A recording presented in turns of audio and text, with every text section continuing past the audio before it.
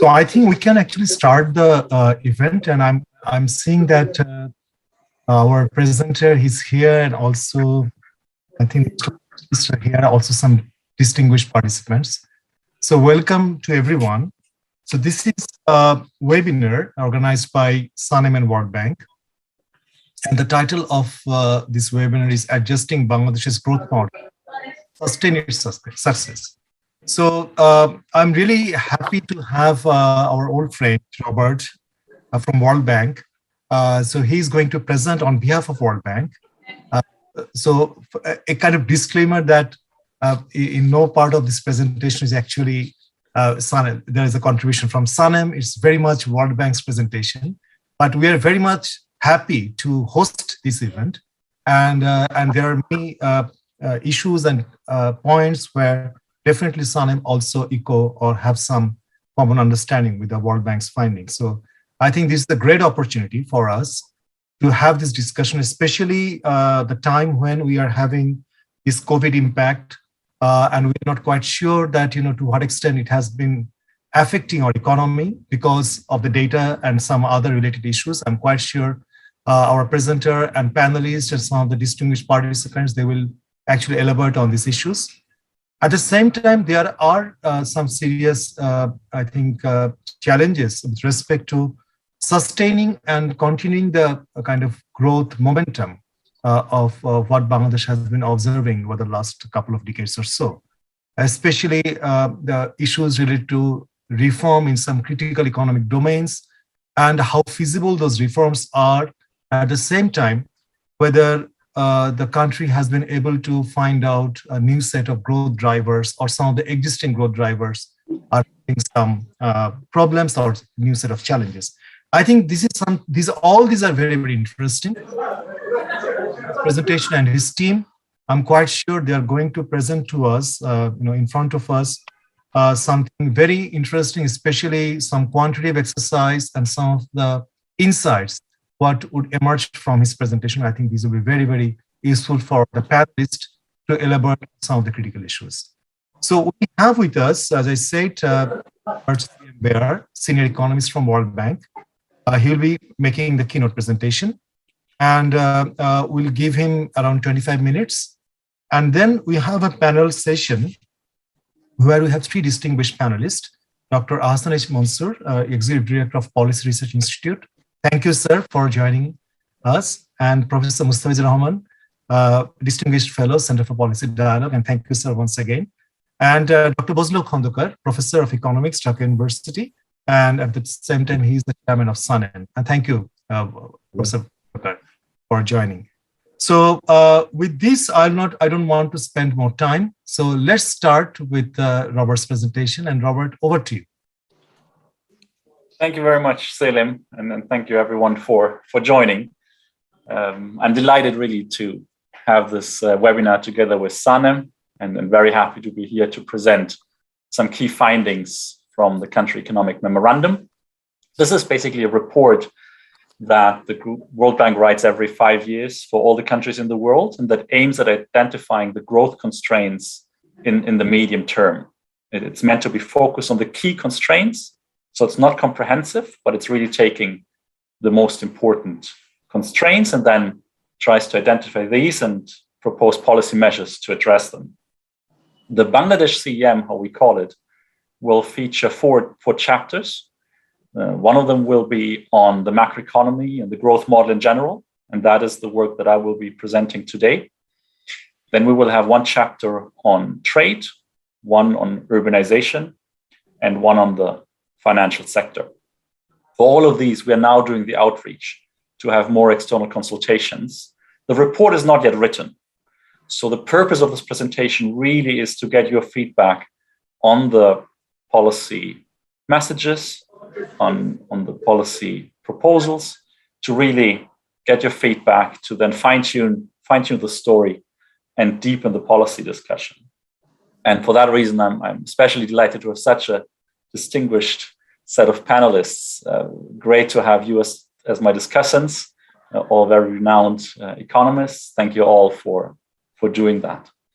With these words, let me share my screen and let's go into the presentation.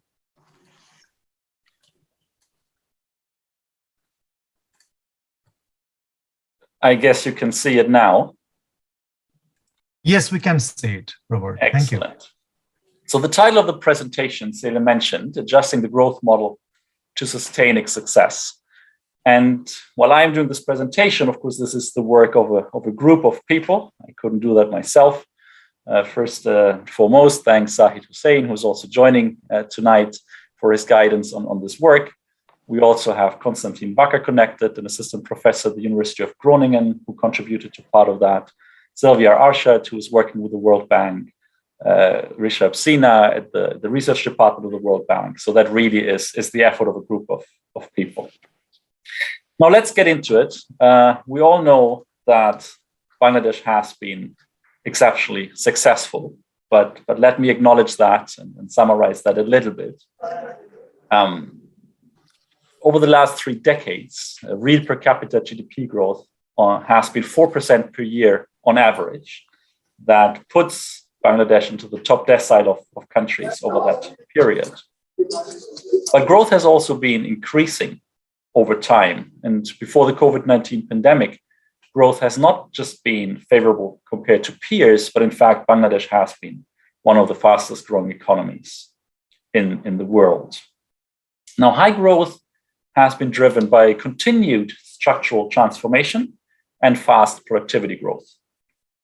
Among others, the increasing ready-made garment exports resulted in more and relatively productive jobs in light manufacturing. You can see that on the left figure here. And at the same time, increasing urbanization offered new employment opportunities and services. You can see that here too. But reallocation of labor is just part of the story. If you see the value added per worker, it has increased a lot in industry, it has increased in services. And if you decompose the value per capita value added into its different drivers, then by far the most important driver has been within sector productivity growth. And within the sectors, it has been particularly strong in manufacturing, driven by capital deepening investment in the sector. Now, Zeli mentioned the COVID-19 pandemic at the beginning. And of course, it has hit all countries in the world pretty hard. Bangladesh is certainly no exception. But I still think it's fair to say that Bangladesh seems to weather the pandemic relatively well. On the left figure here, we created comparable high-frequency indicators for Bangladesh and a couple of peer countries. For these indicators, we combined information on mobility from Google. We used data on industrial production.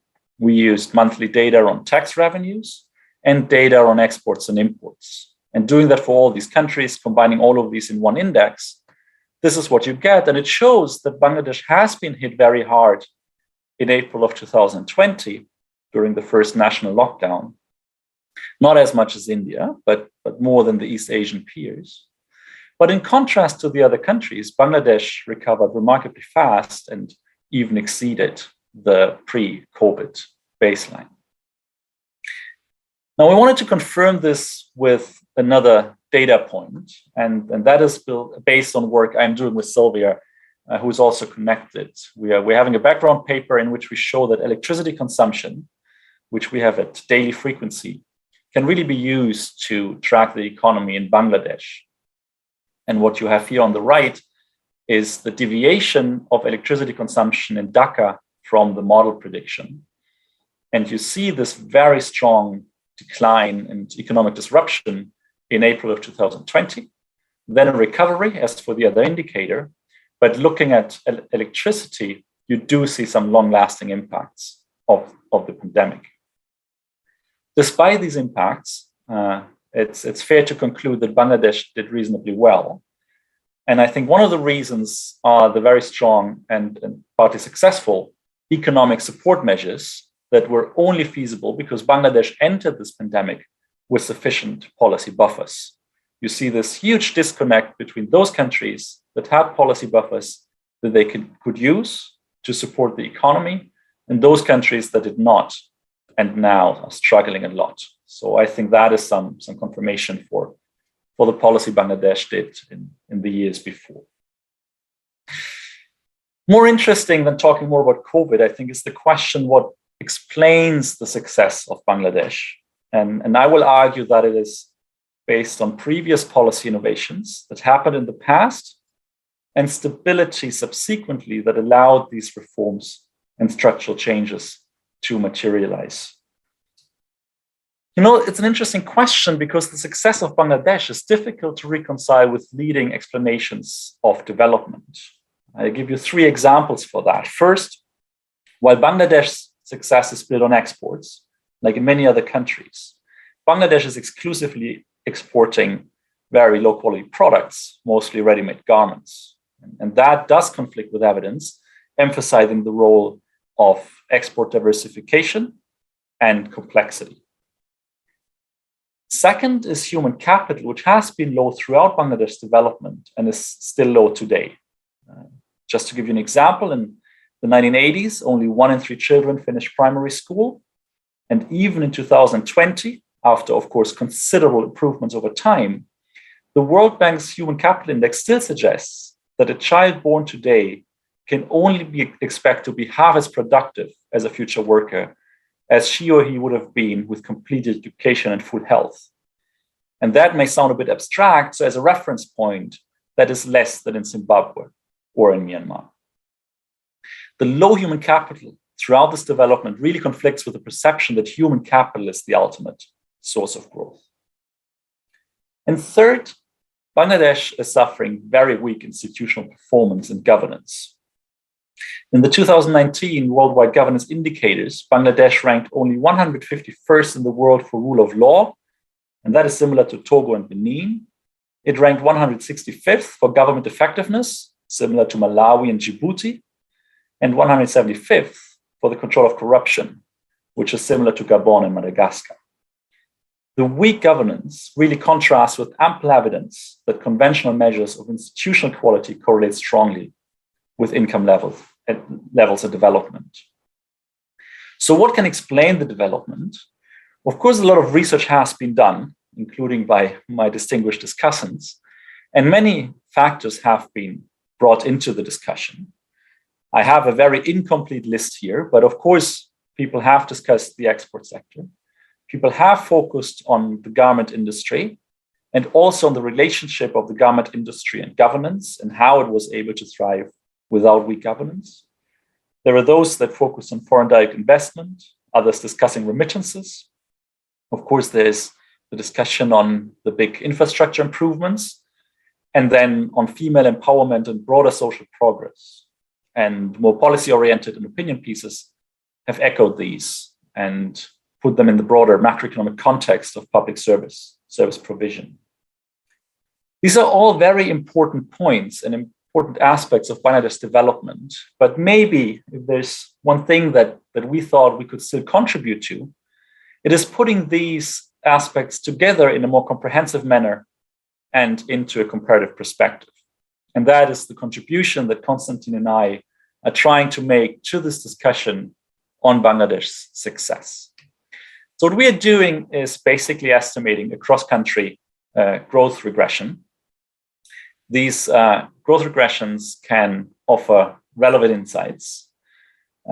We are building our estimation on the work of others who use these regressions to explain the story of other countries. Importantly, we are not claiming to be able to establish causality between different variables and growth. We are favoring a more humble interpretation, simply asking what did other countries do that grew? And we then interpret changes in these variables as structural improvements or policy innovations. And with these, we are trying to tell a good story about the development of Bangladesh.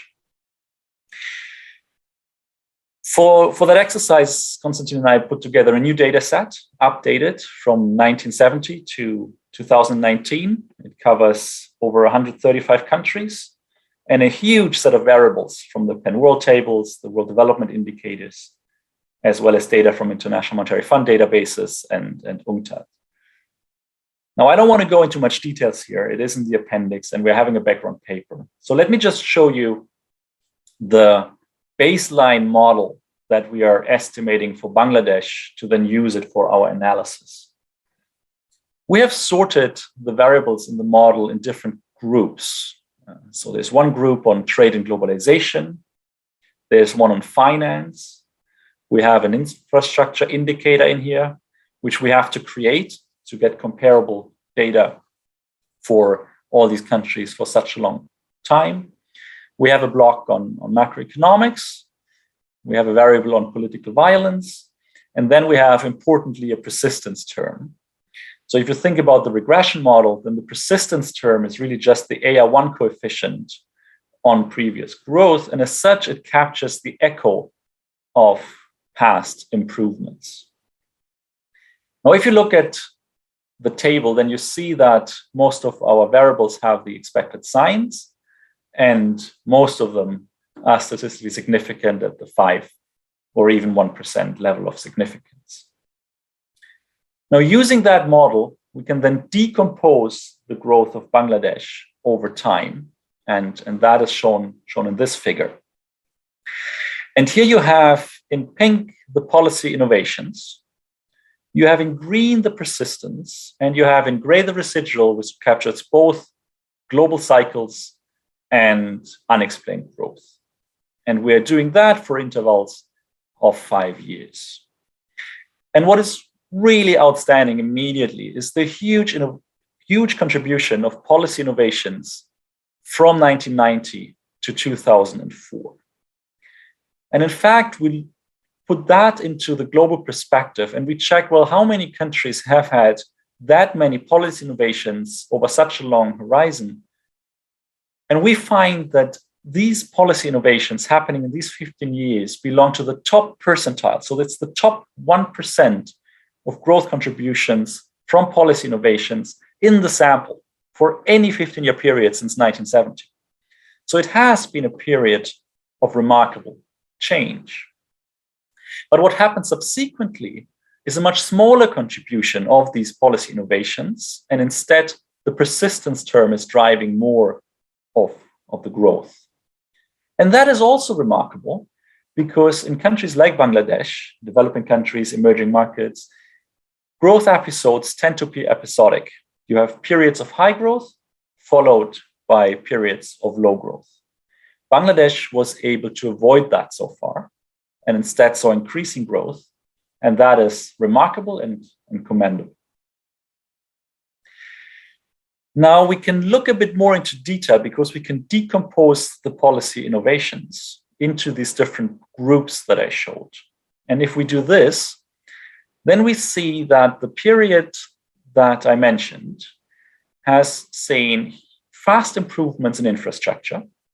It has seen improvement in political stability and less violence. Importantly, it has seen in early times an overcoming of financial sector weaknesses. And it has seen in orange here positive impulses from trade opening. And we are attributing those improvements, but I think that is something interesting for the discussion later.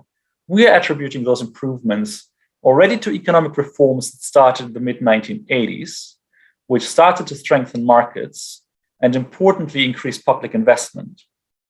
And then more importantly, to the post-1990 reforms, allowing more private sector participation in trade, finance, and land ownership. Now, while it is remarkable that these structural improvements already happened earlier than you may think when you just look at the growth rate, it is really astonishing that the macroeconomic stability that followed allowed these reforms to support economic growth over time, even though the innovations in trade and finance waned off. And of course, we did compare that to other countries. And there are some other countries that also see declining policy innovations, but not to the extent we are seeing this for Bangladesh. So I think one of the points we would like to add to the discussion is really the point that important innovations happened in the past that fortunately were able to change the economy because stability was preserved, but there haven't been too many new structural changes supporting growth in recent years. And that is why I think that sustaining the success will require adjustments to the growth model. Now, first, let's take a little bit a global perspective. It's simply the case that economic booms do not tend to be permanent. And it is very difficult to stay among global growth leaders. Just the fact that you are growing fast at the moment doesn't mean much for the future. On the left, we put the growth rates of the 4 countries that saw the largest increase in their GDP since 1960, among those countries for which we have the data. And you see that in all of them, periods of very high growth have been followed by periods of much lower or even very low growth. On the right-hand side, you see a table that lists the top 10 fastest growing economies by decade. And it used to be that 3 to 4 countries managed to stay among the top 10 from one decade to the other, which is already not that much. But then in the latest period, not a single country that grew fastest from 2010 to 2019 has been among the top performers in the decades before. So the economy usually grows in cycles, fast episodes followed by slow episodes. So I think the first important step that Bangladesh has to do to remain in the top 10 in the next decade is preserving macroeconomic stability, which will require new efforts. And it requires new efforts for mainly 3 reasons. The first is that the financial sector is becoming more of a concern. It has not been affected much by the Asian financial crisis, nor by the global financial crisis, but it will not be as insulated in the future. First, because investments will require external borrowing, and hence Bangladesh will be more connected to international financial markets. Then because the economy is growing faster, the financial sector is becoming larger, so recapitalizing failing banks will become more costly over time. And then the financial sector just has structural weaknesses and regulatory weaknesses that make it riskier than it has to be. The second reason why preserving stability will be more challenging is climate change that will result in more frequent natural disasters. Now, learning from the 1974 floods and frequent natural disasters ever since, Bangladesh has become one of the countries that is more resilient to natural disasters than many others. But with climate change, new challenges will emerge. Natural disasters will simply become more frequent, potentially much more devastating. Changing temperatures and sea level rise will result in large internal and potentially disruptive migration. And then adaptation will require large investments. Without this happening, there's a risk to economic stability. And third, growth will need to become more inclusive. In order for growth to sustain over long periods, the vast majority needs to benefit from it. Now, unfortunately, if you look at employment data in Bangladesh, employment seems to stagnate over the last decade. And the share of informality, a measure for the quality of jobs, is increasing rather than declining. So like the same amount of jobs with more informality is not exactly what you would like to see for a country with such high growth rates. Jobless growth just simply does not provide the job opportunities that are necessary and that the youth is seeking. Now, preserving macroeconomic stability is one challenge, but the second one is creating new growth impulses by continuously engaging in policy innovation.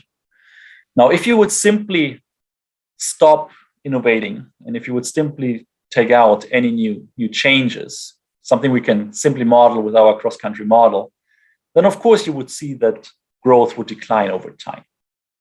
So there is a need for changes. Now, if you wonder, well, what should Bangladesh do? What are promising areas for reforms and structural improvements?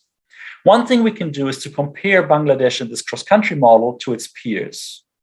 I showed these at the beginning of the presentation. I have an whole appendix on how we chose them.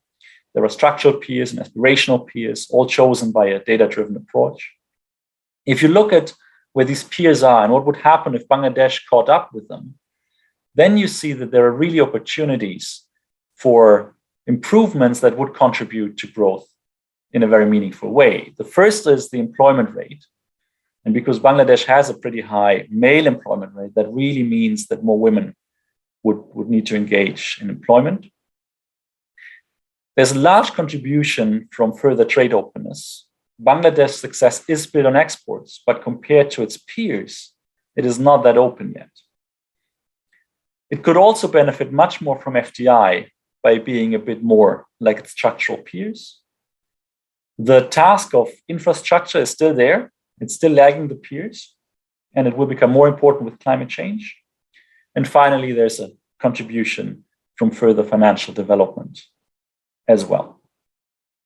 Now, that all comes from a cross-country model, and you may wonder whether that really is well-suited advice for Bangladesh. So Said Hussain and Sylvia Arshad together wrote a very nice background paper for the CEM that looks into growth drivers within Bangladesh using nice econometric analysis, and that really shows that credit, investment, and trade have positive impacts on GDP in Bangladesh. So these are really the areas that should be improved. Now, with strong reforms and with continued change, high growth could be sustained. We are discussing these policy recommendations in much more detail in the other chapters and in the other seminars, but let me make a few general points. The first is on the financial sector. Vulnerabilities need to be addressed to preserve financial stability and foster credit growth. And the cost of financial intermediation should decline and investment channel to more productive sectors and more productive firms. And deeper capital markets would allow for raising much needed long-term finance, which is absolutely essential for climate adaptation that requires huge amounts of both private and public investments, a topic that will be picked up by another World Bank publication.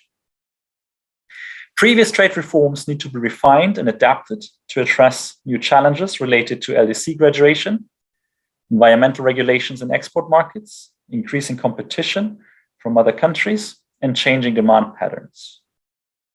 And I know that Professor Rahman is mentioning that at the panels as well and has worked on this. I'm keen to hearing his views on this.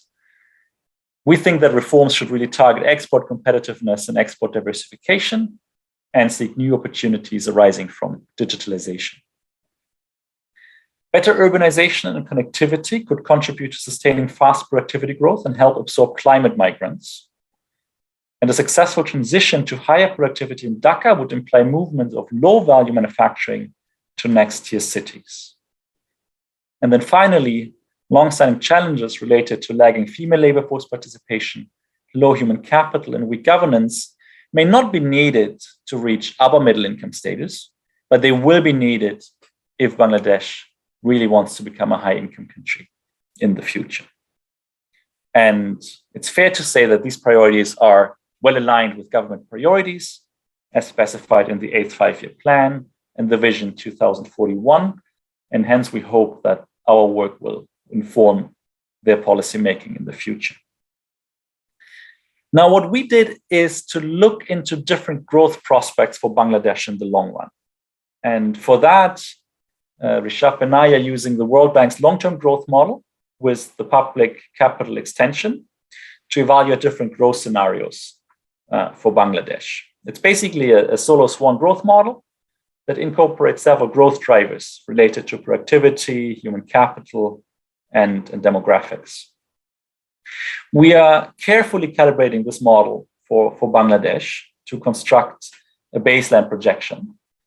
And then that is exploiting historical data, peer and global benchmarks, recent findings from the literature. And with that, we create a baseline that we think is the most likely path Bangladesh will take. We have then extended the model to incorporate some climate change considerations, the potential of declining remittances, but we found these to impact growth only moderately until 2041. And then with this model, we can then use this model to simulate different reform scenarios for Bangladesh. And that is already the last slide of my presentation, but let me spend a little bit of time here. On the left, you see a figure of different growth rates for different periods, and the gray line is our baseline. So different from others, in our baseline, the growth rate is declining in the long term, and that is mostly due to two reasons. One is lower population growth, and the other is capital deepening. We have a very high investment rate in the model, but if the other things are not improving as fast, then with increasing investment, you get increasing capital deepening and declining returns to future investment. But then we are modeling three reforms, one related to investment, one related to female labor force participation, and one to TFP. All of these have positive impacts on the long-term growth, but they are also complementary. So if you do all of them together, you get a premium. And if we do all of these together, a scenario that we call the strong reform package, then Bangladesh can actually avoid declining long-term growth in the long run. And that is what we think the ambition should be, and something that we think is feasible, but not at all guaranteed, and something that will require massive efforts and preserving stability. And on the right-hand side, we have translated these changes due to different reforms into dollar terms in per capita GDP. Now, let me conclude with a final comment on GDP per capita thresholds that are used for country classifications by income level, simply because they seem to become more important in policymaking in Bangladesh. Before the recent rebasing of GDP, achieving the government target of upper middle income country by 2031 seemed very challenging. In our baseline, we projected upper middle income status by 2033. However, after the rebasing now, it actually seems very feasible. So in our baseline, now the threshold will be reached in 2031. Even after that rebasing, however, the target to reach high income status in 2041 seems impossible, at least without a few additional rounds of rebasings. That seems out of the picture.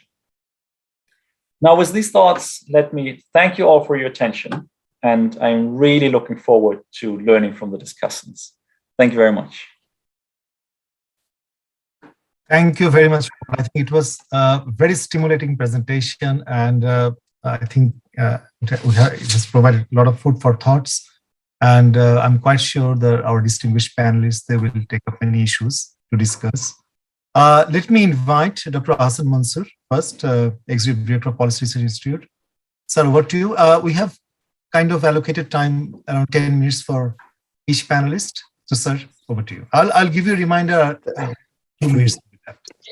Thank you. Thank you, Salim. Let me first, I think we should thank and also congratulate Mr. Baer for his excellent presentation and analysis. I'm out of Dhaka now, but I'm connected from my village. So if there is any disruption in connection, bear with me. But I hope it will not. What I wanted to say is that analytical underpinnings and the cross-country comparisons that you have made are very pertinent and also interesting. And I really thank you and your team for doing an excellent analytical analysis of Bangladesh growth dynamics. On the structural transformations, the points that you have made, all these are in line with our expectations. Like agriculture employment has declined and services and industry increased. That's very much we can observe that phenomenon. Value added per worker increased, that's also, and decomposition of value added. These are all in line with our expectations and bears with the and goes along with our perception and the data that we have found from various sources, including BBS. One suggestion that I would make in this context is, if you can or could have, you can still do it, decomposition of the value added by rural and urban population over time, because that's the impact of agglomeration effect through urbanization is an important factor, and it's going to be more important in the coming years. So we need to look at it a little bit analytically, and maybe this is an opportunity that you can explore to add this dimension also here, because it's important. And Bangladesh is one of the, with 3% plus urban population growth over a very long time, and going to achieve 50% urban population level in the mid-30s. That's something that we need to emphasize, and that will also bring out another dimension, which is urban planning, urban infrastructure, urban mobility, urban housing, all kinds of host of issues that will be very important for future growth and growth dynamics in Bangladesh. So I think that's an area maybe some attention could have been given or can still be given, given its importance for the future of Bangladesh. I fully agree with the analysis of Mr. Beard that success story is very difficult to reconcile with the standard explanation of economic development, the factors that one would usually look at it. In almost every measure of indicators, like economic complexity, as you have said, human capital, governance, certainly Bangladesh doesn't, the story doesn't hold. This is an exception in those figures. We can add to that list many other things, like investment climate, like stagnation of private sector investment in relation to GDP, like the level of corruption, and the list can be, etc., etc. We can add on to that list, but Bangladesh doesn't perform well, but still the headline item of growth is very impressive, nevertheless. I personally do not believe that the recent economic performance can be explained by, I mean, you have mentioned a number of studies there which pointed to different factors, like export sector, export to GDP. Yes, it played a role in the 1990s and early 2000. But if you look to the recent years, export to GDP has been falling. And that is, that's a concern, that what we said, that export-led growth is not true for the last pre-pandemic, last 5, 6, 7, 10 years. It's been steadily falling. Remittance to GDP steadily falling. FDI stagnant at less than 1%. It cannot be a driver of growth in Bangladesh context. So infrastructure is a recent phenomenon. I would say I'll give credit to the government that it has made a lot of initiative to do a lot of infrastructure investment. But until 2010-11, we really had serious infrastructure gap, and the gap was widening, and you know that miserable situation the power sector was. So it couldn't have explained this to pre-2010-11 growth dynamics in that sense. So we are left with basically social factors, the female empowerment and other broader social programs and so on. This certainly has played a role in my view, and a positive one. And in that context, the role of NGOs in this regard should be acknowledged as well, because that's one area where Bangladesh has done exceptionally well in terms of child mortality, in terms of health indicators, and all those areas, the NGO sector played a good role that we should acknowledge here. In explaining Bangladesh's success, I agree with your characterization of period of structural change and the periods of stability. I think that fits with my own understanding of things. When somebody says that the reforms, I said, yes, none of the reforms were done in the last 10, 12, 15 years. It was all done in the 90s and early 2000s. That's true. And that's the fact. So we are obviously benefiting from the reforms which were done in those days, but we are certainly not going to, those are certainly not going to be everlasting and ever accelerating our growth dynamics. It's going to taper off. And that's a message that we need to give in this context.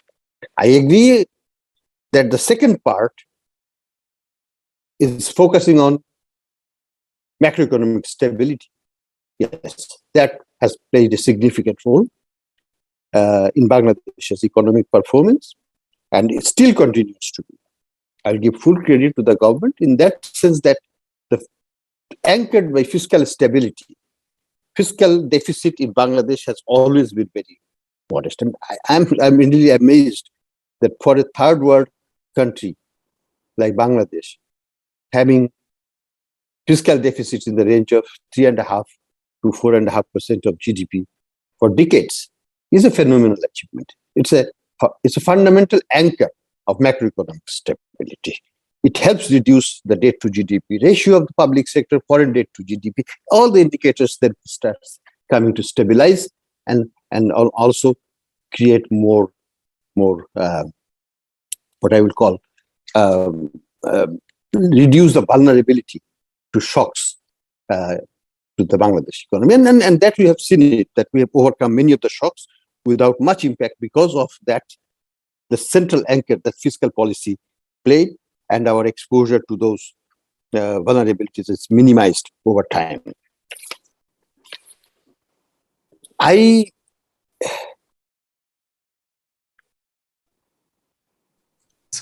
fully agree with that. I'll now go a little bit skipping it. I think strengthening of financial sector, we need to specify again. There, the strengthening happened also before 2010-11. And we can look at the data, look at all the key indicators, including non-performing assets, including return on equity, return on investment, return on assets, return on equity. All those were improving until 2010-11, and thereafter starting to deteriorate. So that's a weak part of the macroeconomic stability, which needs to be highlighted, that this is something that should not continue forever. And we should be also careful that the financial sector, financial deepening is actually reversing. After a long period of slow but steady increase in M2 over GDP ratio, the ratio stagnated since 2017-18 and came below 60%, which is pathetically low. And we can provide some comparisons that where is India? India is 100% around. Why we are so much behind? So this requires some pushing also, that something needs to be done on that front. And situation can get worse after the COVID regulatory forbearance is over. A lot of accumulated debt which are not being serviced but not shown because of regulatory system that's being allowed. So we are we're painting a good picture, a relatively better picture than what it is actually. The question is, why the standard factors do not help Bangladesh's growth or explain Bangladesh's growth? Why the residual factor turned from negative, significantly negative in the early part, to significant positive factors? Does it give us comfort or discomfort? To me, a discomfort. Why policy innovations the lowest during the 2015-2019, but growth continues to accelerate. While financial deepening is deteriorating, while growth is augmenting. While total employment is stagnating with low technology, labor productivity increasing with workers unskilled, it's paradoxical. While growth is accelerating, while private investment over GDP is virtually stagnant. So these are fundamental questions that we need to put forward, because otherwise, if we simply say that you have rebased your GDP and you can achieve upper middle income status by 2031 without any effort, will give a message to the authorities that, well, everything is fine, nothing is needed, we'll be achieving that, and we will few more times rebase our GDP, and we will achieve high income status by 2041. If that's the message you want to give, I don't know. I will not.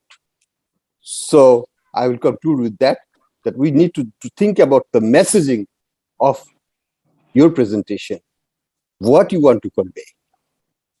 I gave some indications, highlights the questions, the sustainability, international experience, drivers of growth, and we are falling behind in all those areas. That's where we should focus on. Thank you very much.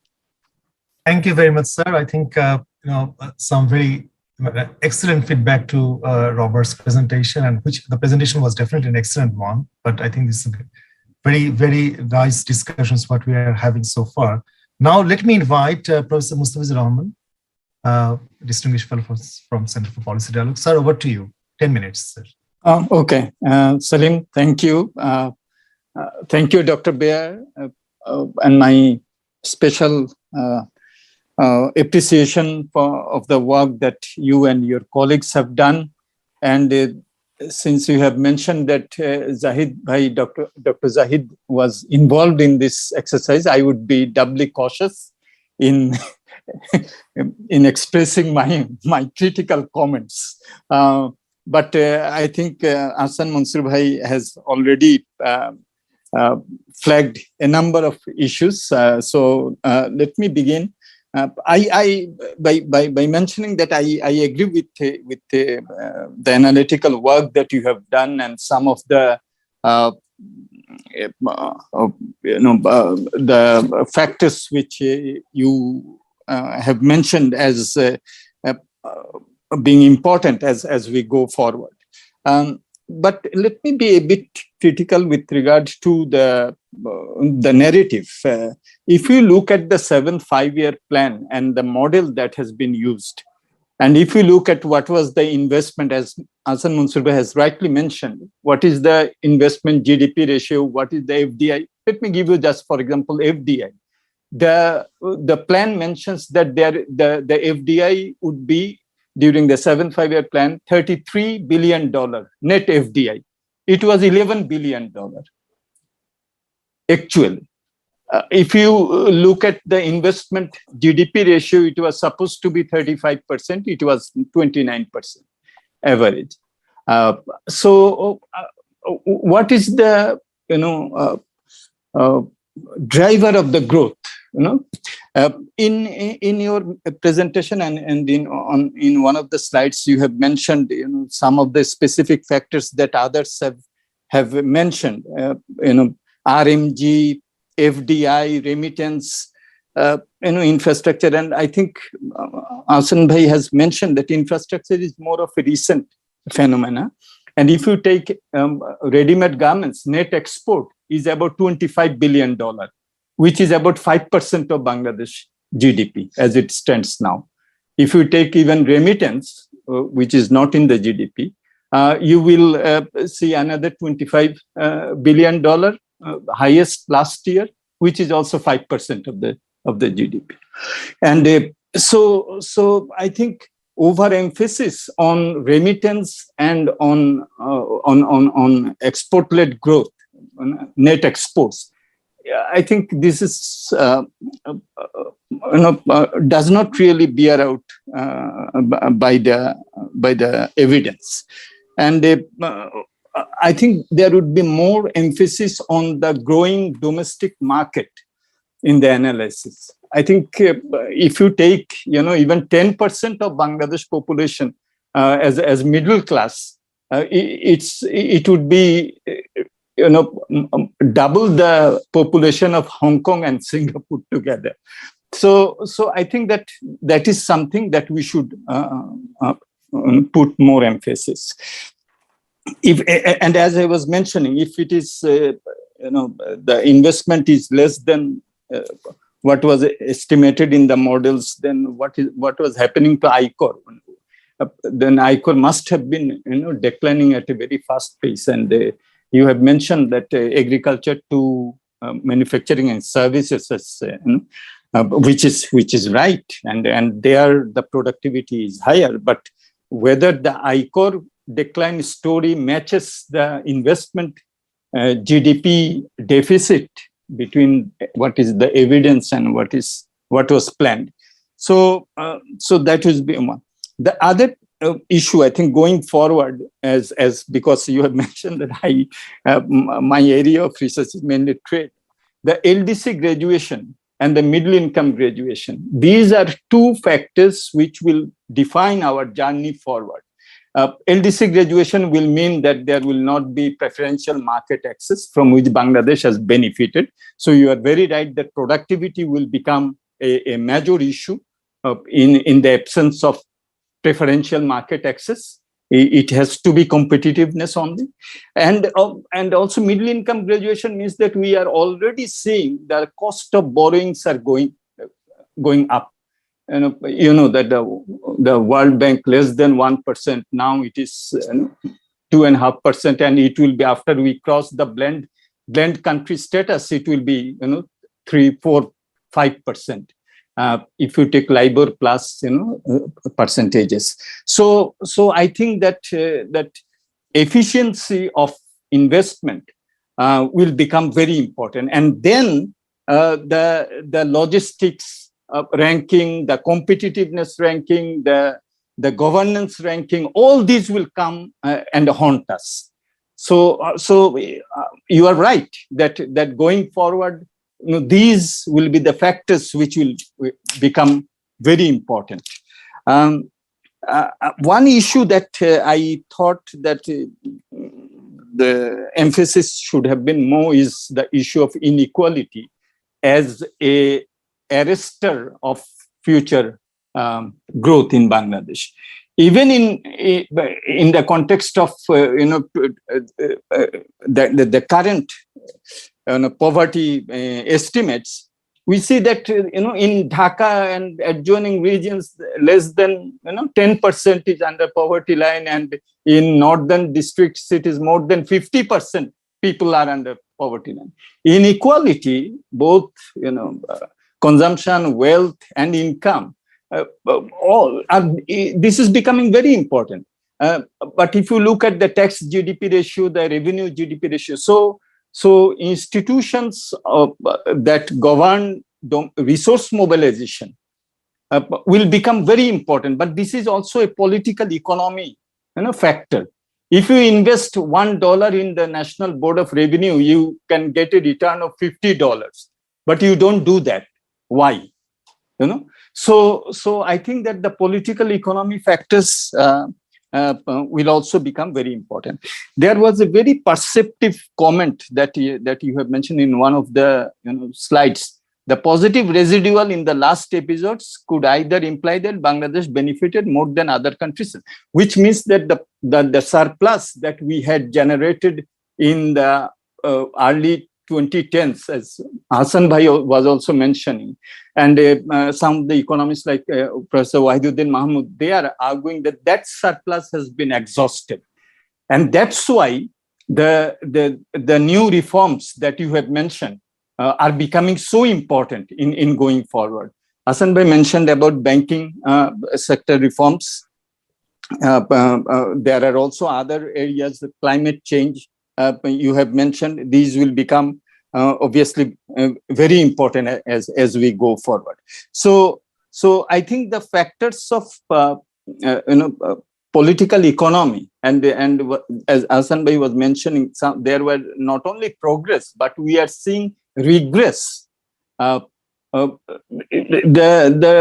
default outstanding loan ratio, which is 10%, is actually 21-22% if you add the rescheduling and write-offs, etc., etc.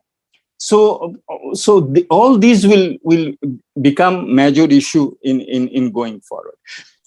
Now, even if we take the export sector, which you have mentioned, I was looking at the technology intensiveness of our manufacturing exports vis-a-vis Vietnam, and I found out that the mid and high tech exports in 2010 in Bangladesh's total export was 2%, and in 2020 it was 1%. In Vietnam, at the same time, it went up from 19% to 52%.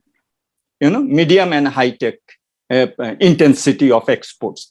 So I think that going forward, education sector and skills will become very important. You have mentioned about COVID and its impact, and Bangladesh has 2 minutes. Okay, thank you. Bangladesh has done well, but I saw that the figures that you have given, these are official figures, government figures, BBS figures, but you haven't mentioned about the figures that PRI has come up with, BIGD has come up with, SANEM has come up with, CPD has come up with, where we have shown that during the COVID, what was the impact and what was the footprint, what are the footprints that COVID is leaving. And I would say that education sector, the adverse impact that COVID had, it will have long-term negative footprint. So I would have thought that skills, vocational education system, more emphasis on productivity, e-commerce. So what we have done well, more or less, with the traditional economy. But are we ready for the economy of future? So that is where I can see the major challenges, and the next generation of structural transformation that will be needed for the Bangladeshi economy. So I agree with the general message that has come up in the report and the future areas where we should put our emphasis. But I would say that regression exercises and projections will have limitations because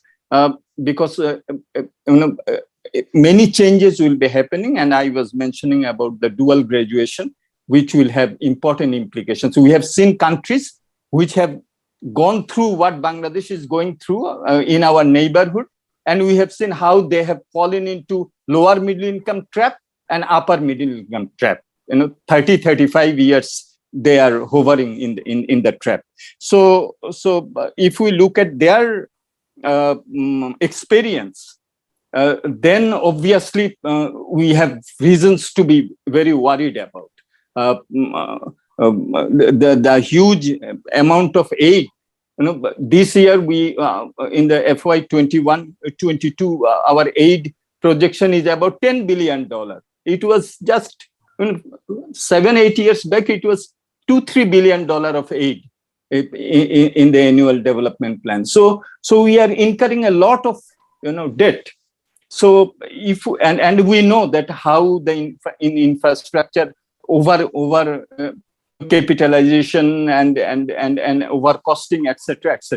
So all these will come up in the balance sheet. So I think that that governance issues, institutional issues will become very important. In 2023, we have an election. So much will also depend on how we make the transition. to the post-election government. So, and if issues of governance comes up strongly, then there is one narrative. If not, then I see that that it will be very difficult to sustain the narrative. Thank you. Thank you, Professor Mustafizur Rahman. Some very insightful comments, and I'm quite sure Robert and his team will be extremely benefited from these comments. So I have now the final panelist today, Professor Buzlok Khondukar.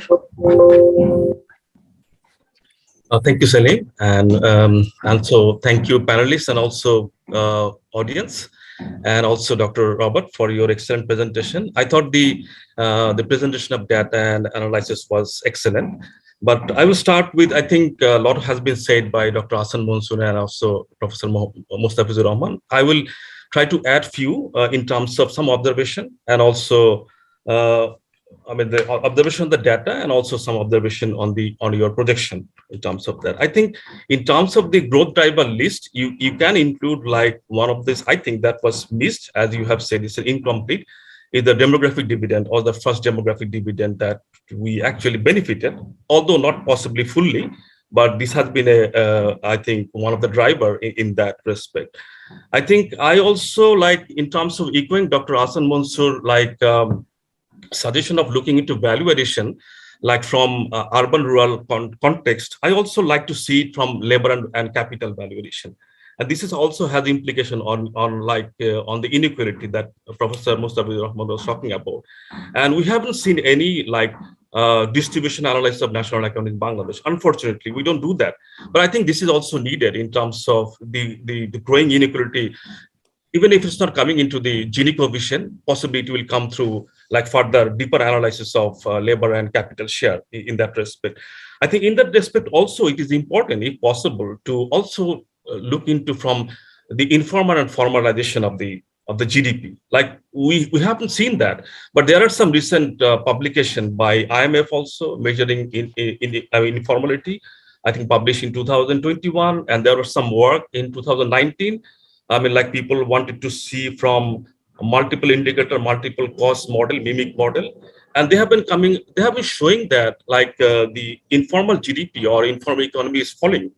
But if you look at the labor side, it's remaining almost 90% of the labors are informal. So data shows that the productivity of informal labor is actually falling, and quite drastically. So unless you take this labor out of informal sector to formal sector, I think all those productivity and all those things are, I think, quite difficult, and also doesn't match with the labor productivity data that we are getting. So if you piece together, you will find a different story altogether in terms of formalization, informalization in that respect. So I think that is quite important in the context of Bangladesh. I think you are also showing some data trying to support that the Bangladesh, I think why Bangladesh did, I mean, perform better post-COVID or during COVID in terms of looking into the consumption of electricity data. So you are showing data for 20 and 2021. I think it is also important to see the before 19. What was the, I mean, like the electricity consumption and how far that has been dropped. So one can actually sense in terms of the deviation from pre-COVID to post-COVID or during COVID situation. That I think possibly provide a better benchmarking of the electricity data used in this context. I think in terms of while you actually, that was a good analysis in terms of like understanding the drivers of growth by decades and talking about persistent innovation and all those things. But I think the disturbing part is that in 2000, last decade, we see the rise of the the residual component is growing, and that perhaps is also like it's not small. I think it's around 2%. So the 2% unexplained is quite difficult, and it seems like that like all the reform that has taken place in Bangladesh was I think like to 1 decade back ago. So I mean, can that carry forward so long in terms of like your own question? I think we need to have better understanding of this one. If this is not there, so we can't explain 2% of GDP growth in Bangladesh. And if it continue, I think the component will grow in future. So those are some of my observations from your data and those, I mean, like the analysis point of view.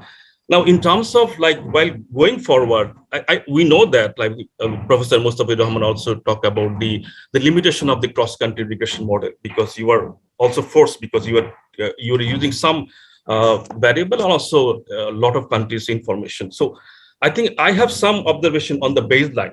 In the baseline, I think you said that like the baseline GDP growth would be around 5.6% in 2041.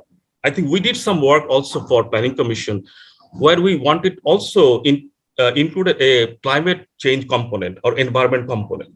So if you actually include that one, what we found that was not a regression model, but it's just more like a simulation model in a macroeconomic framework in that way. And we found that the GDP growth actually can drop to 4%. If you actually have those environment, climate change indicator there, a component there, and if we not actually mitigate those by additional investment or reforms in that area. So that can be actually explained that you don't have this climate change component in your benchmark baseline. So actually GDP growth could be even lower than the 5.4% that you are showing.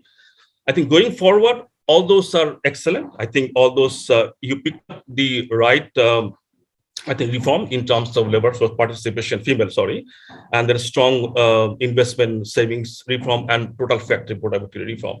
I think those are absolutely okay. My suggestion will be that one suggestion is that, do you want to include another indicator or another driver in terms of financial inclusion, like the digital financial inclusion, or is it under the investment and savings portion? If it is that there, whether we could actually separate that one, that would possibly give you another way of looking into how to unbank the the non-bank population, which are quite large also Bangladesh. And while you can actually bring the female labor force participation, I think those are also linked to somewhat that in that way. Now, Dr. Hassan Mansoor and also Professor Mohtar has provided a long list of reform. I think those, I don't want to add those. I think those reforms are very important. And I think we also need to prioritize, like which reform should come first and what is the most pressing reform in Bangladesh. What we found also, this is my own understanding, is that we have been investing like a lot in the hardcore sectors, infrastructure and all those things. But we are not actually balancing our investment in terms of soft sector, social sector. And what we are seeing that we are seeing that hospital has been constructed, university has been constructed, but there is no doctor, there is no nurse, there is no staff, and there is no teacher to run those things. So there is a huge mismatch in terms of investment in the infrastructure, which is fine, but you also need to actually understand that this has to go side by side. Otherwise, what is happening is that this investment would become like a white elephant at some point. That is my understanding of the way investment is happening in Bangladesh. So with that, I think the message that my previous panelist has said, the narratives are okay, but I think narratives has to be a little bit sharper if you can. Actually, I know that you have also limitation while presenting to government or on a country report, but I think those messages should go to understand. I think, and also like GDP base will happen possibly another 10 years, but that should not be our main goal to achieve. We have serious things to do. I think reforms should be done, and I think that message needs to be given to government that if we don't do that, there is a possibility that our baseline may drop to 4%. And I think the dream of actually achieving 10% growth in 2041 may not be realized. And I think all of your points have also been actually reported in the 8th five-year plan, as you have said, and also 20 perspective plan. The last point I wanted to say is that the female labor force participation will not happen automatically. 2 minutes. Yeah, I'm finishing 1 minute, Salim. Will not happen automatically. I think we need to invest a lot in the care services. And this is also an area which can also generate a lot of employment also. And I think it's a time to see that what can be done on the care economy. Unless the care economy is not, care services are not provided, at urban and rural centers, I think it is very difficult to actually bring women out of the from unpaid work to more paid work, or what you call remunerated work. With that, I like to complete. Thank you. Thank you so much, Professor Buzlo Khandekar. I think hard three panelists, and I know that there are some distinguished participants too, and already we have seen some comments or questions in the chat box. So we'll come back to those comments and questions. But before that, I thought that I will just take a few minutes to share my views at this moment, and probably reflect on some of the points which have been raised by our distinguished panelists. Again, I must congratulate Robert and his team. I think it's a fantastic work, with respect to doing the quantitative exercise and at the same time highlighting some of the very important policy issues. But I thought that I don't want, it's not about being critical, but I thought that to highlight or mention some of the points for your further, since you say that it's a draft, presentation, and we haven't seen the report also, it's a presentation. There are scopes for further improvement. In my view, I think there's a kind of disconnect from between your first part and your last part. In the first part, while you are explaining the growth story of Bangladesh, I don't see any major problem in that growth story. Basically, you were saying everything is almost Bangladesh is doing very well, very good. And especially, and it's not you, but it was actually the data was telling you, or kind of forcing you to tell that. So, but then in the later part, you were highlighting some important list of reforms.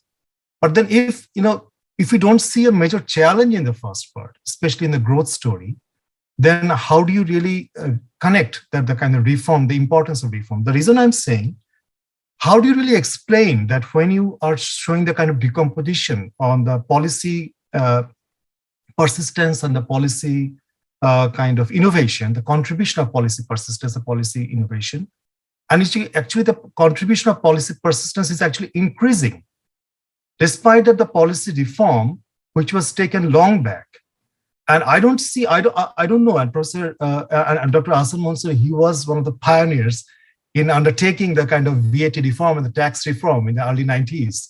And probably he can also tell us that, how long these kind of reforms, the impact of reform can be long lasting, which were taken in the early 90s.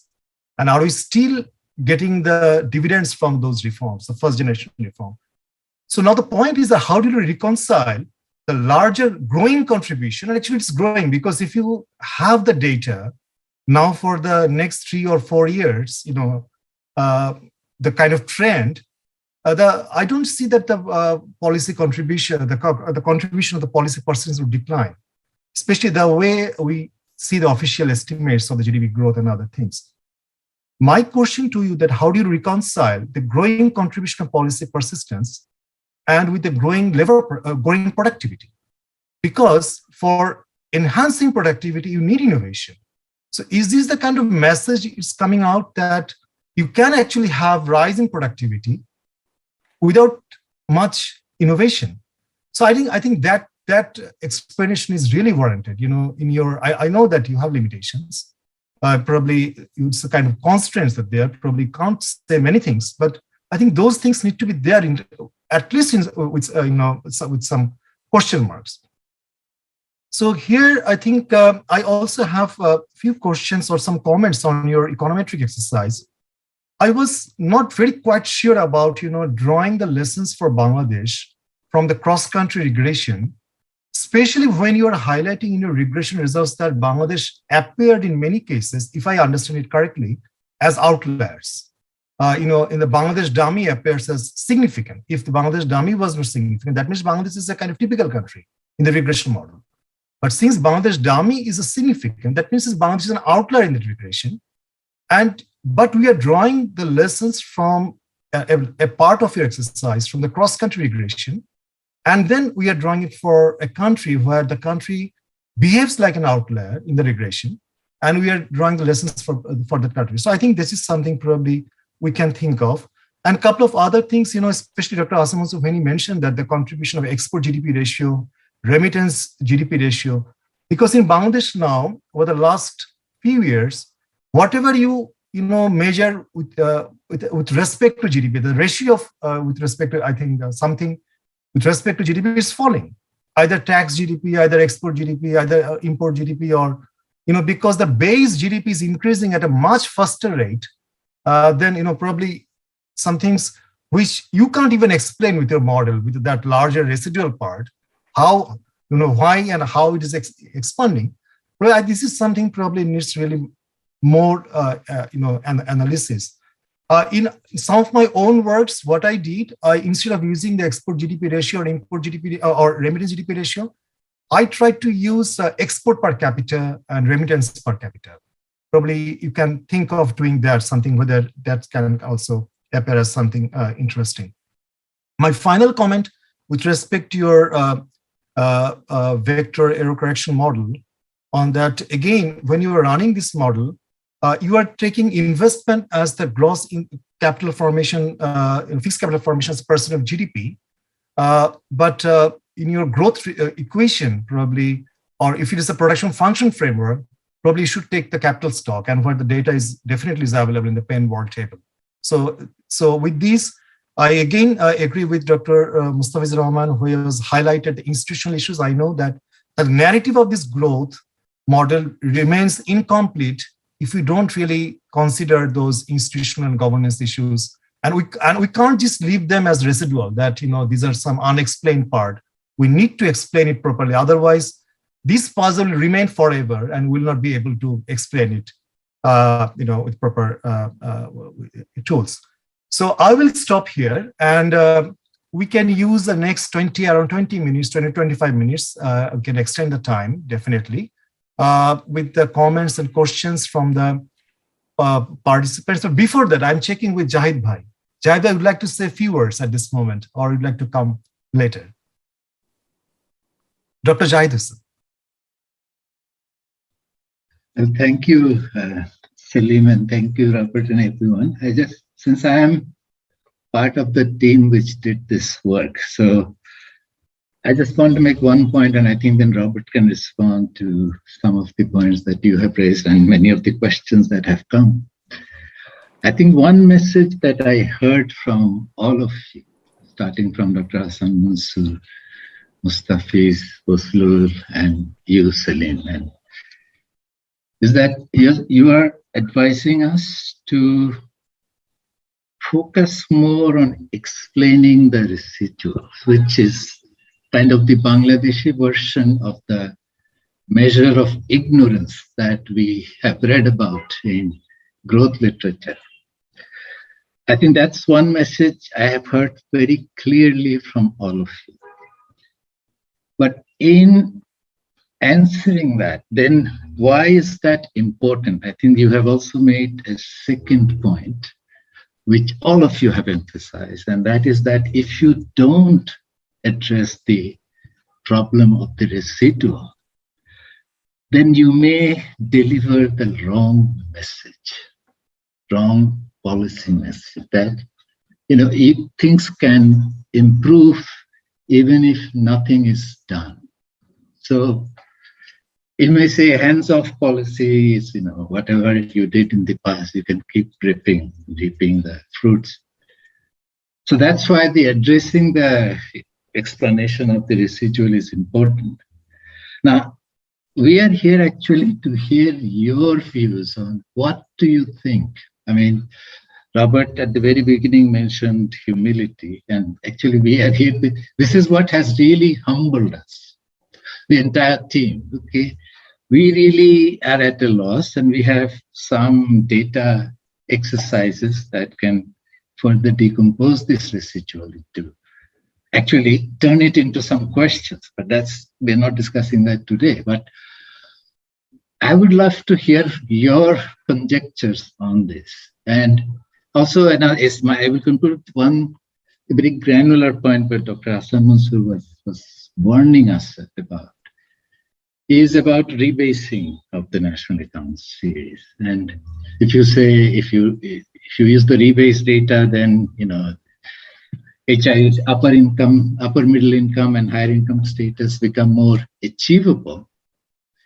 So then my question to you is, we have to work with the data we have. And now we are faced with this new challenge, and I'm sure you are also facing it.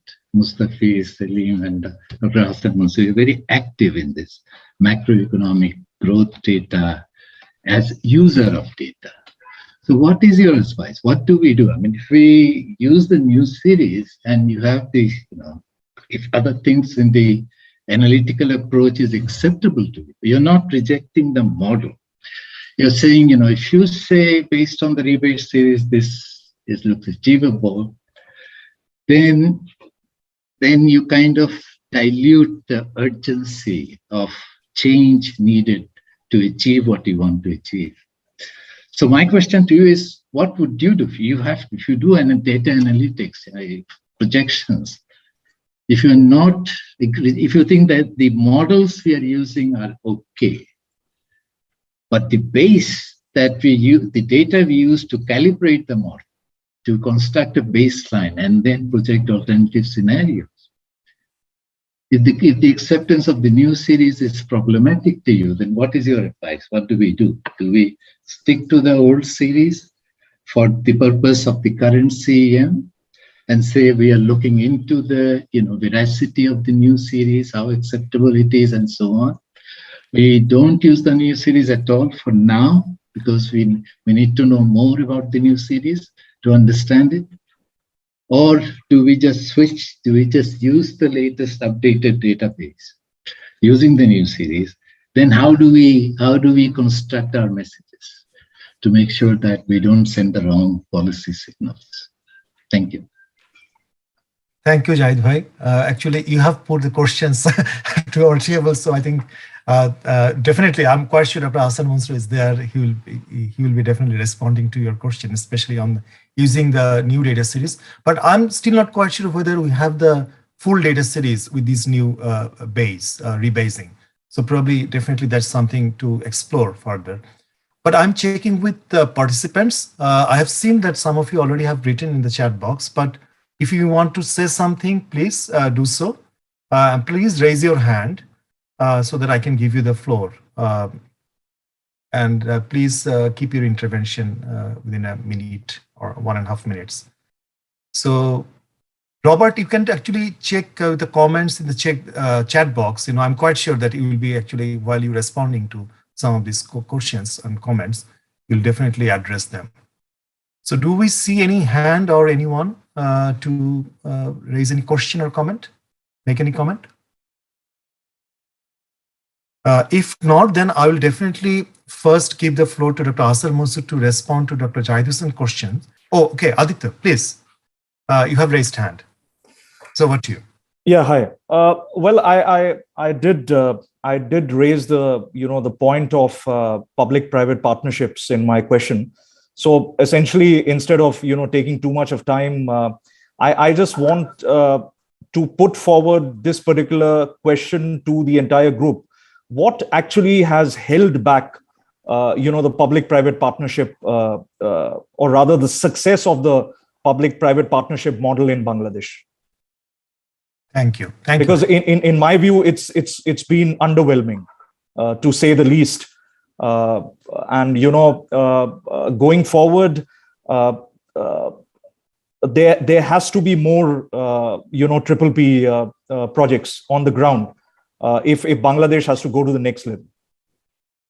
Thank you.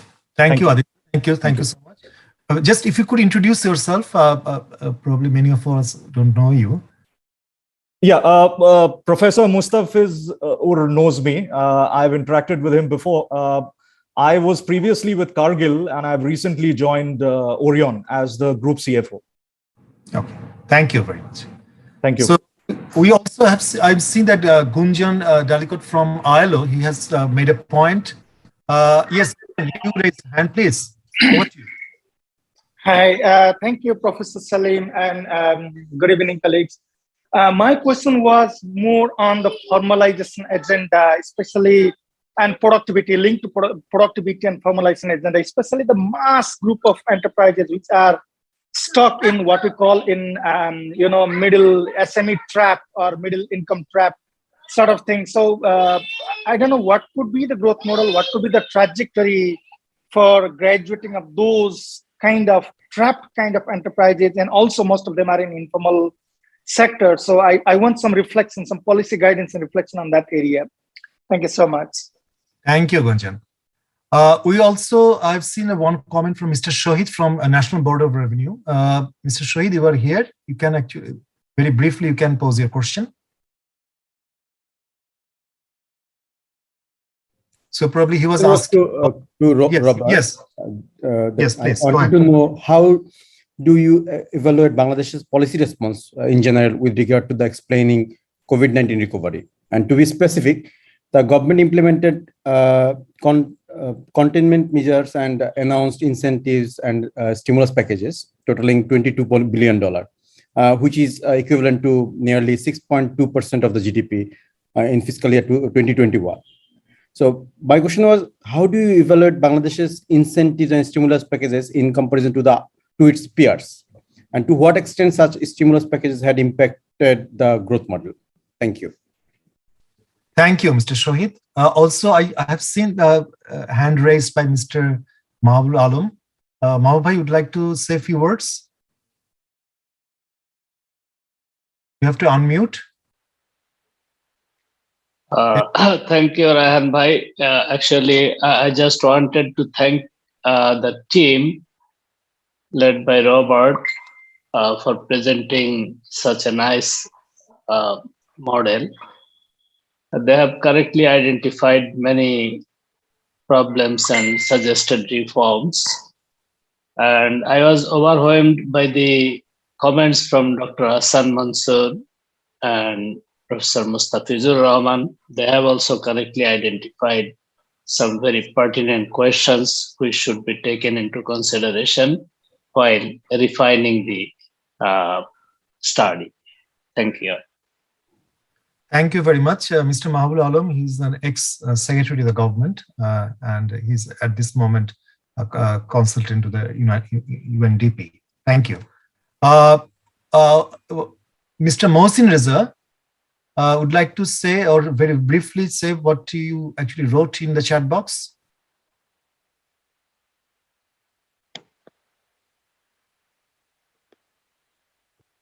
Mr. Mohsin Reza. Okay. Qazi Arifuzzaman. Yes, thank you very much, Robert and his team, for the nice presentation. It's not just a question or query, it's a kind of comment. I mean, a couple of issues which I think the study could have highlighted.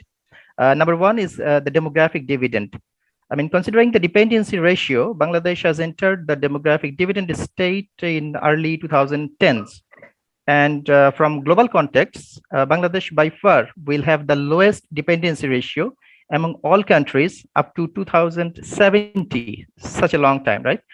So currently there are about 45% of Bangladesh's population, they are aged below 24 years and 70% they aged below 40.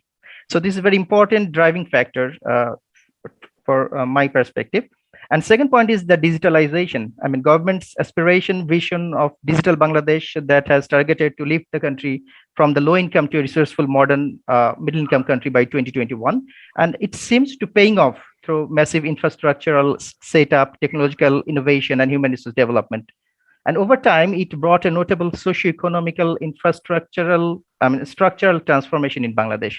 So to me, the understanding the links between this demographic dividend, innovation, and economic growth, that should be a very critical linkage to frame the future policies.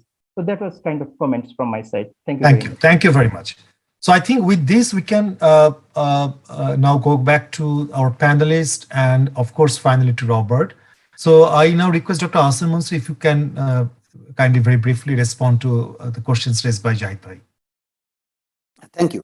I think Dr. Zahid has raised the most difficult question, and we all face that question in our operations, in our day-to-day actual research work, etc. How do you convey that message, and what is the incompatibility of the growth number with the rest of the developments in Bangladesh? And that is And how do you communicate to the authorities? That's a very challenging thing. I don't think the World Bank alone can do that. I think it's a shared responsibility for all of us to make those points and voice our concern collectively, separately, individually, so that it has an impact on the policy makers. Otherwise, this incompatibility maybe become part of the design of political end game and carry it forward, and that will be, in my view, something that will be catastrophic in terms of our actual realization. One suggestion that I will make is that if the World Bank can undertake a study to show how Bangladesh's per capita GDP was, say, $2,600, does it really compare with other comparable countries with similar kinds of per capita income, and bring out all the indicators of that is normally associated with this kind of level of per capita income? That's one thing. One way to say, yes, at least at the level, in terms of the level, we may or may not be where we would expect with that kind of per capita income, given the level of income distribution that we already have. That's a challenging thing, but that will give a lot of, I would say, information in this discourse, and help us also to either understand the development or question the development as it is as it is happening, the incompatibility of the government number and the perception of people.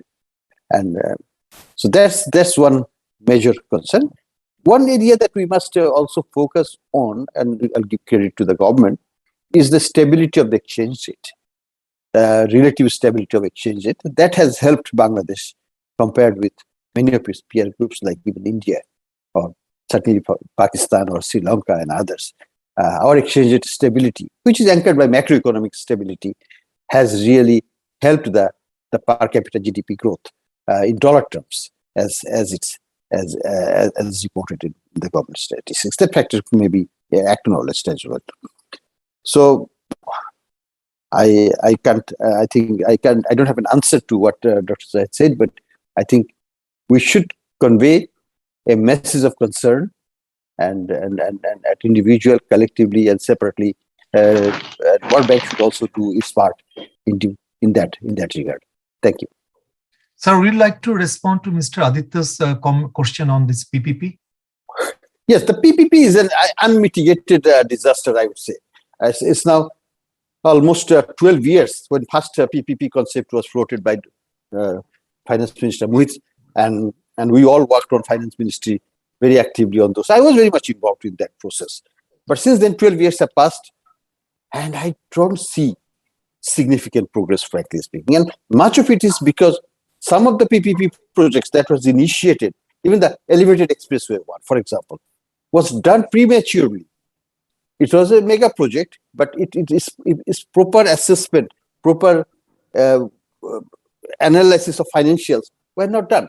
So it was awarded to a company which is fairly reputed, but they failed to mobilize financing even of that. And then they have to ask for government to finance it. And government gave money from Infrastructure Investment Fund to start the project. And then they sold their shares to the Chinese company, which is now helping them to. So I find that things should not be rushed. Proper analysis, financial terms, and the interest of the public sector or the people should be protected in those. Transparency and financial analysis will be critical for successful launching of PPP projects. And those small things like a hospital or something small is not important. We need big ticket, good analysis, like the new airport building coming up, for example. In India, every project airport is PPP based. Why not a single one in Bangladesh? In India, all new ports are doing PPP based, not a single one in Bangladesh. So we need to pick the right ones and make them successful, to demonstrate a success story. We have not done it. We failed on that. Thank you, sir. May I now move to Professor Mustafizur Rahman? Thank you. Thank you, Salim. I think a number of important questions have been put before us, but Zahid Bhai's question is the central. I think I would say this is a minefield. I recall that from CPD, we made a projection about 20 years back that Bangladesh will be eligible for LDC graduation in 2027. Now, we didn't take the rebasing of the GDP in between. And Bangladesh became eligible in 2024, and we were mentioned as unpatriotic and bad analysts, etc., etc. So World Bank should be doubly careful if it questions the rebasing. But the fact remains that from $2,350 per capita about a year back, now we have a per capita US dollar of $25.91. Okay, so thanks to the rebasing. So in that way, obviously, we will be upper middle income country as was envisioned in 2041 document by 2031, and perhaps we will also be a developed country by 2041. But then we do a disservice in transmitting the message. So my question will be to Dr. Baer and colleagues and Zahid Bhai as well. When we compare countries, per capita, etc., are there many other developing countries who have also done this type of rebasing, and or we are an outlier here as well? So that will be one question, and I think that we can build up scenarios according to the old and according to the new. So that could be another way of going forward, because the projections that have been made, they couldn't take into account the future rebasing which will be taking place. So the way we are going every, I think, 10 years or we are having a rebasing. So and that will defeat the purpose of the messages that we want to transmit. It becomes a number game, So you have right now for a 4-person family, we have to have we are supposed to have an average monthly income of 72,000 taka, almost $900. So 72,000 for a family of 4. You ask the rickshaw puller, you ask the ready-made garments, worker. If even husband and wife works, it will be maybe 20,000 taka. So I think that we. I know that it's difficult, but I think some type of message, if you can give, as I said, 2 scenarios, etc. Aditya's question is very important also, and Ahsan Mansoor Bhai has mentioned, and all the PPPs that we have seen, PPPs are supposed to be risk sharing. What we have seen is that the government shares the whole of the risk, and they, so the land which is, given by the government, and then also the risk is borne by the government. So I agree with Ahsan Mansoor, but that sort of PPPs that we have had till now is in the traditional sense of the word, in terms of equity, participation, and risk sharing. But the PPP document itself is very good. But I'm very frustrated with regard to the experience that we had. With regard to Mr. Shohid's comment, 6.2% of GDP, but Bangladesh was, the good sign is that Bangladesh responded very quickly, which was good. But that brings us to the question of the SME and how do you really help the SMEs? And there is a major concern, even with regard to the stimulus package. And also, I think one of the weaknesses was the cash transfer, which in many countries it was found to be very apt policy interventions, which we could not do because also of our weak databases. I think if in the report, the need for good and reliable and believable and timely data and data integrity, if there is a separate section or something like that, and that good data helps the government at the end of the day, if you can transmit that message, I think you will be doing a very good service to Bangladesh. Thank you.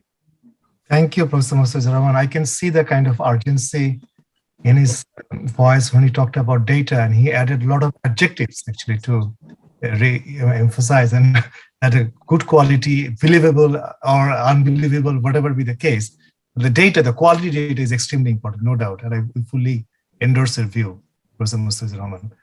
Professor Bozlo Khandekar, what to you? Thank you, Salim, and thank you, Zahid Bhai, and also those who have raised the questions. I think I will take a difference. I will look into the data issue. I think something we can do is that there is a system called System of National Accounts 2008, which has actually recommended that you should do your GDP estimation on the basis of developing supply and use stability. And Bangladesh has not been doing that. And there is no, I think, indication or willingness among BBS or the Planning Commission to actually force that on BBS to actually come up with regular publication of supply and use table. I think that will probably also show you that actually data integration and data consistency is very important. And if we can do that, I think fudging with the data and manipulating data will be quite limited. That's one. I think, and that actually produces three approaches of GDP. So we can actually compare income GDP, expenditure GDP, and production GDP. And then you can compare those things. And now what we are seeing that a lot of statistical discrepancy between expenditure side and also overall GDP side. So I think that's, all those issue comes from that actually. Your residual is also partly because of that discrepancy that is actually accumulating and also creating larger discrepancy in that way. So I think that should be done in I think as soon as possible if we can do that. On the other hand, World Bank and the multilateral agency are also using the big data instrument now, looking into the electricity, looking to digitalization, internet penetration. Can we use that as a proxy to find out that what could be possibly the range of GDP that Bangladesh could have? This could be the user, but I think this will be coming within 10, possibly within 10 years, if not faster, that use of big data to also, estimate quarterly GDP and all kind of things. And other thing is that Bangladesh is not, we have been telling BBS to actually start producing quarterly GDP. There is no also willingness to produce quarterly GDP for various reasons. We can understand that if you have quarterly GDP, then again, making it consistent will be much more easier and also difficult for them in that respect. So I think I will see that way. In terms of comparison, since you are doing also for different countries, and in the report you also talked about our peer in terms of Indonesia and Thailand, can you do a similar kind of things for Indonesia and Thailand and see that whether this model can also explain their data much better than our one, the unexplained part, so that you can actually compare that between Indonesia and Thailand, what is the size of that unexplained component compared to Bangladesh one. And I think if we have that unexplained, we should tell it unexplained, not saying that it may be linked to past reform. I think that will also create some ambiguity in terms of the interpretation of that one. If this is unexplained, we should tell it, we should say it is unexplained in that respect. I think those are from the GDP size. And I think also you can try with the old series and see that old series actually explain this unexplained part better than the new series. I think possibly that will also will be a sensitivity test on the basis of the data, which we don't do normally, but in this case, you have this option to do sensitivity analysis on the basis of the data. I think there was a question from ILO in terms of I mean, if I understood correctly, there's a big SME sector trapped in that way. And what is the way out? I think ILO itself is doing, or they're doing a lot of intervention in terms of social protection, creating a social insurance fund, pension fund, and also social, unemployment fund and all those things. Is there anything that is happening in Bangladesh? I don't know, but I found that this has started work in Indonesia. It has been also attempted in Vietnam. And what those studies found out that if you do that actually intervention, the farm productivity increases and farm's profitability increases also. And that also add to revenue. And this actually a way of coming out for informal to formalization from the ILO point of view through the social protection intervention. I think that approach can be also attempted in Bangladesh. We know that there was an attempt to start the private sector pension, but I don't know why this has been stalled. There is no movement after that. So these are our critical area in terms of the social protection. And the final point that Mustafa sir also talked about, that we failed miserably in terms of providing cash to the deserved people during the COVID-19, because we did not invest in the improvement of our social registry database. I think we started this work of National Household Database. Still, there is it's not published yet. I had a discussion with the National Project Director a few months back. He said that possibly end of this year they will publish it. I think this is time that we should actually use this opportunity to create our social registry so that when there is a shock, we can respond quickly. Over. Thank you, Salim.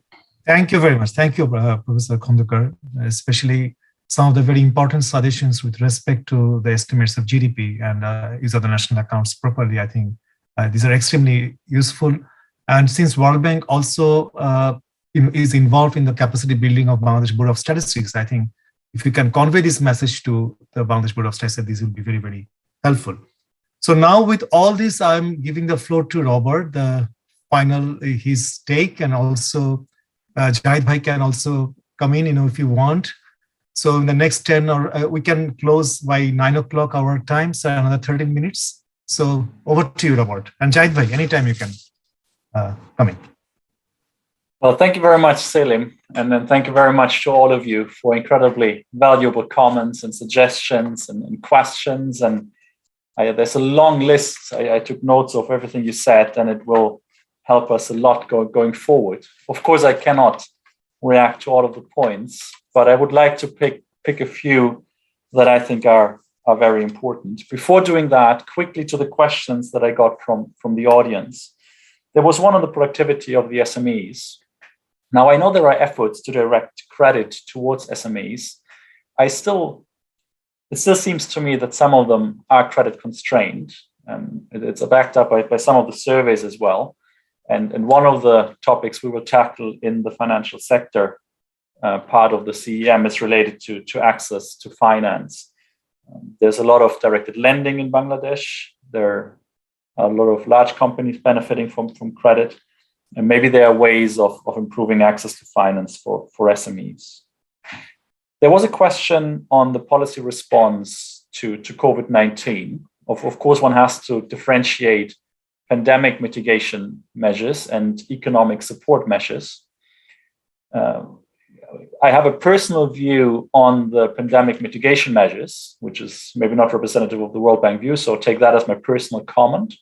But it seems to me that in the early part of the pandemic, when no one really knew what to do, the developed countries went ahead with very stringent lockdowns that then were copied around the world.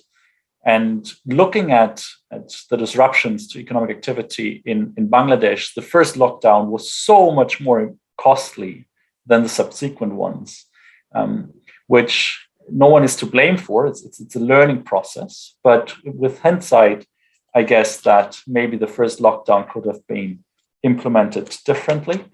But from then on, I think it worked better. In terms of economic support measures, international evidence just suggests that more is better. The impact was so huge that without any countermeasures, the scaring from the pandemic would have been huge. And so countries did whatever they could. It seems that that was the right decision. And luckily, Bangladesh, because it has policy buffers, could intervene and did that successfully. You can always do it better, but I think it's one of these cases where it pays off to have proper macroeconomic policy before a crisis to then be able to respond. Now, there were a lot of issues mentioned that I'm very grateful for, because we can actually look at these things and they will strengthen our narrative. That is true for the disaggregation of value added in rural and urban, a very important point, very much connected also to our focus on connectivity, urbanization. So we will try to do more in that respect. Many mentioned other growth drivers that I ignored. I only had 25 minutes for my presentation, but we will touch upon them in the CEM, including the social progress and the role of NGOs.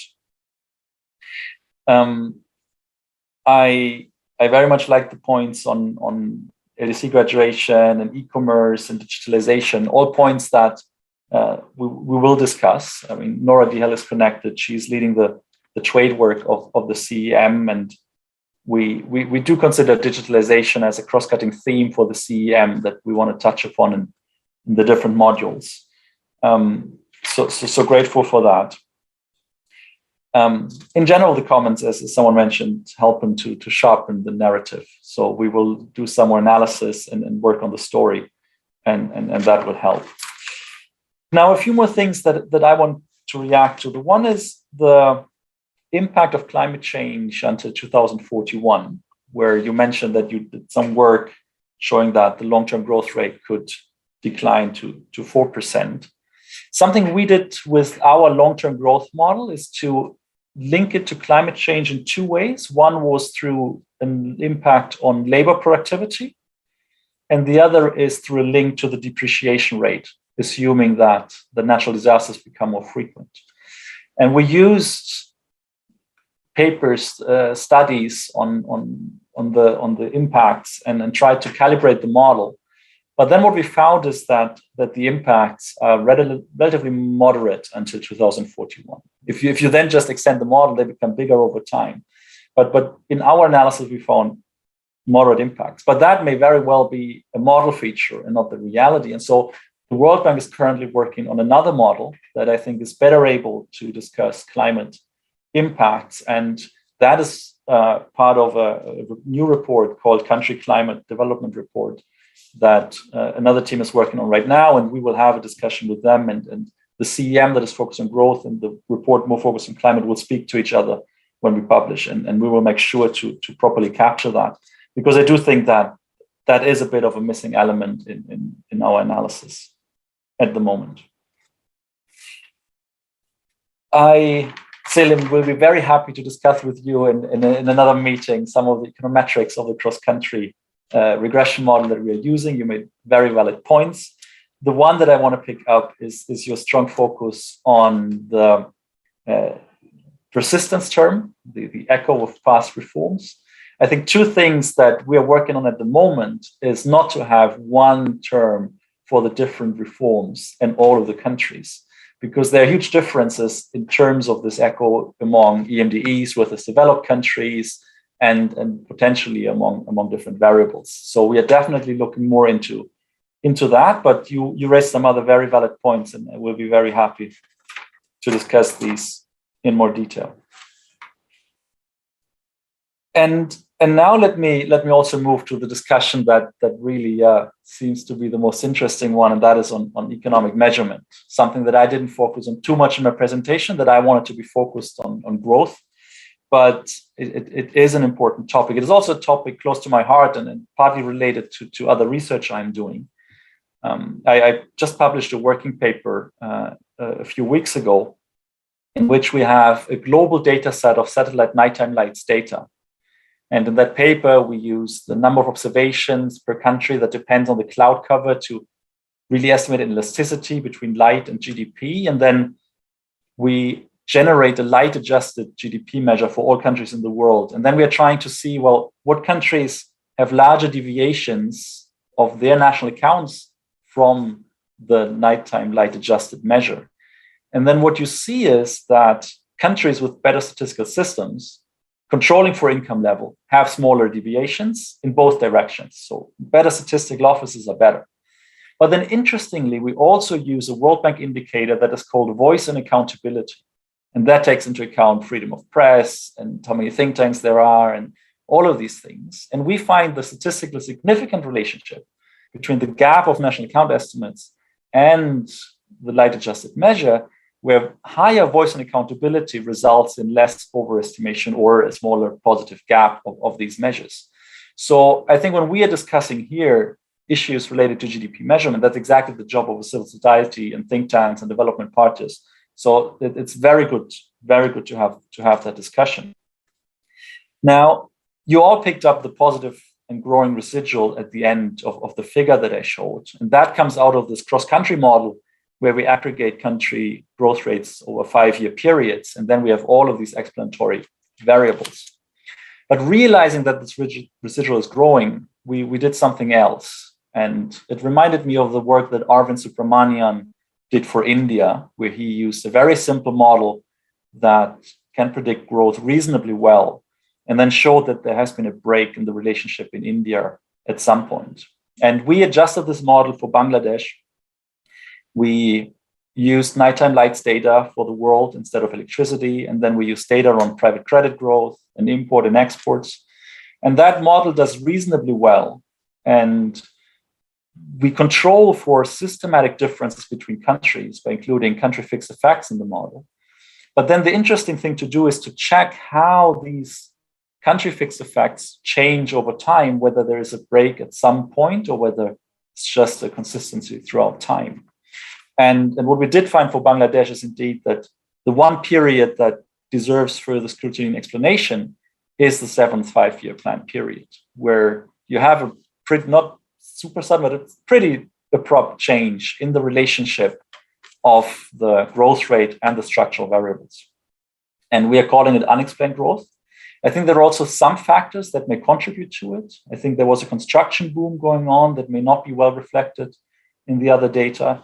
Maybe that has been mentioned as well, some of this more inward-looking manufacturing production, where some of the FDI is coming in not for exports, but actually to build some factories that produce for the domestic market may have contributed to that. So there are things that we can discuss that may have contributed to the unexplained growth, but it does remain a puzzle for now. And that brings me now to some of the points that you made on my narrative, where I faced the challenge of explaining Bangladesh's development for a longer time period. I wasn't just focusing on the last 5 years, I was focusing on the last 30 years. And then there's this additional challenge of explaining the strong boom in the last years. And what I tried to do is to find an explanation that would survive even if growth rates in the last few years would have been a bit lower than official estimates suggest. I mean, GDP is always a measured estimate. No one can observe it, and it is measured with uncertainty. But even if growth wasn't as high, it was still a very successful period. And there's still something to explain here. It may not have been as outstanding, but it is still clearly a success story that we want to explain. And some of the factors I mentioned would survive that. But given your discussion and that everyone picked that up, I think we will need to put a bit more effort on this last period, which is something I will be keen on working and understanding better. So that is very, very valuable. And I couldn't agree more with Professor Rahman on the need of better data. That is also part of a development process. It's better economic measurement. And for a team like ours doing a CEM, we are struggling with data issues. We would like to understand employment much better, but employment data is not very strong. I'm glad they are now doing quarterly labor force surveys, but we are missing employment data. Similarly, on GDP, it would be great to have quarterly GDP data, as many other countries have. It's just easier to track developments, which is why we need to revert sometimes to high frequency indicators that are correlated with economic activity, but having proper estimates of GDP would definitely be better. So I think we can include this call for better data and better measurement in the CEM. I think that was clear guidance that I appreciate a lot. And with that, Selim, I think my time is over. Let me just thank you all very much for very valuable comments. And we will work on this. We are not done. This is why this is so valuable. And we will get back to you with a version that incorporates your feedback. Thank you very much. Thank you. Thank you so much, Robert. I think you actually tried to answer most of the important comments and questions. So thank you so much for that. I'm just checking with Jahid Bhai. Would you like to say the final words? No, thank you. It's already very late. And Robert has covered it all. Thank you, Jahid Bhai. And thank you, everyone. I must thank the panelists, 3 distinguished panelists, and all the participants who actually stayed until late, 9 o'clock now here. And I know Robert's in Bangkok, it's 10 o'clock. So with this, thank you once again, everyone. And we look forward to seeing you in another event organized by SANEM. Thank you so much and have a good night. Thank you. Thank you so much for interesting program. Thank you. Thank you.